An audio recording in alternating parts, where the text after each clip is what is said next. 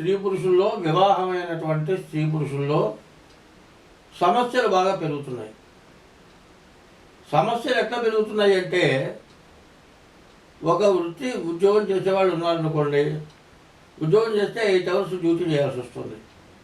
ఈ 8 hours duty కాక ఇంకా ఏదో కొన్ని సమస్యల వల్ల, కొన్ని ఇబ్బందుల వల్ల బయట తిరగడం జరుగుతుంది. తర్వాత రెండోది, ఆహారం సరైనటువంటి ఆహారం తీసుకోకపోవటం వల్ల కూడా ఇబ్బంది అవుతుంది. ఏమిటి ఆహారం అనేది? ఇదివరకు ఏంటంటే ఇంట్లో వండుకొని తినటం జరుగుతుంది. అది కాకుండా, ఎందుకంటే ఇంటికి వెంటనే రావాల్సిన అవసరం, ఎందుకంటే ఇంట్లోనే తినే ఆహారం తినడం అలవాటు పడితే వెంటనే ఇంటికి రావడం జరుగుతుంది. అట్లా కాకుండా కొత్త రకం ఆహారాలు వస్తున్నాయి.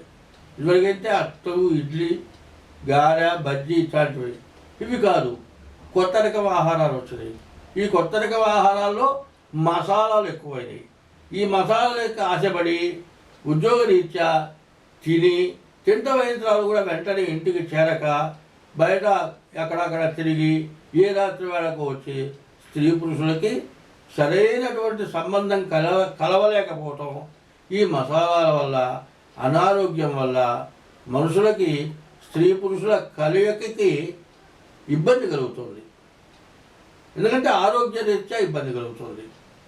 దీనివల్ల ఏమవుతుంది? స్త్రీకి పరాయి పురుష వ్యామోహం కలుగుతుంది. ఇవన్నీ కూడా ఆలోచించుకోవట్లే. నా భార్య మాత్రం తప్పుడు అనుకుంటున్నావు. నీ ఆరోగ్యాన్ని నువ్వు జాగ్రత్తగా చూసుకోవాలి. ఆరోగ్యం అంటే మెడిసిన్స్తో ఆరోగ్యం రాదు.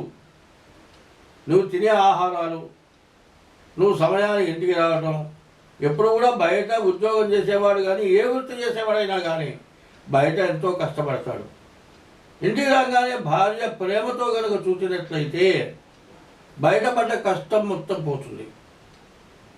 ఈ పోవడానికి కారణం ఏంటంటే, భార్యని ఏ రకంగా అయినా సంతోషపెట్టేటువంటి స్థితి మగవాళ్ళు లేకుండా పోతుంది.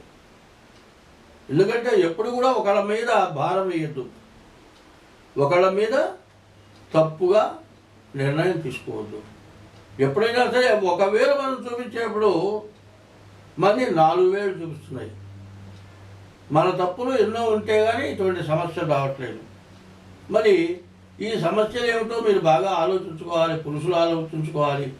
అయితే అంత మాత్రం చేత స్త్రీలు తప్పుడు దారి పడుతున్నారా అనేది కాదు మనకు కావాల్సింది. ఎందుకంటే ఈ ఆహారాలు, మందులు వేసిన ఆహారాల వల్ల క్షణికమైనటువంటి భోగాలకు పాల్పడటం జరుగుతుంది. ప్రతి దాంట్లో కల్తీ, ప్రతి ఆహారం కల్తీ. అలవాట్లు మరి ఏమిటి? దురలవాట్లు. దాన్ని విమర్శించి చెప్పక్కర్లా. ఒక్క సిగరెట్ వల్ల ఇబ్బంది వస్తుంది, దాన్ని మించిన దురలవాట్లు తయారవుతున్నాయి.